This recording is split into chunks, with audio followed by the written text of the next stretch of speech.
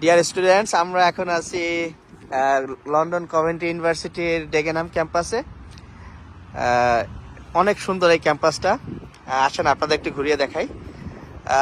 এটা দেখতেই পাচ্ছেন, খুব সুন্দর একটা বিল্ডিং, আশেপাশে অনেক বিউটিফুল ভিউ, অনেক নাইস পার্ক আছে এদিকে।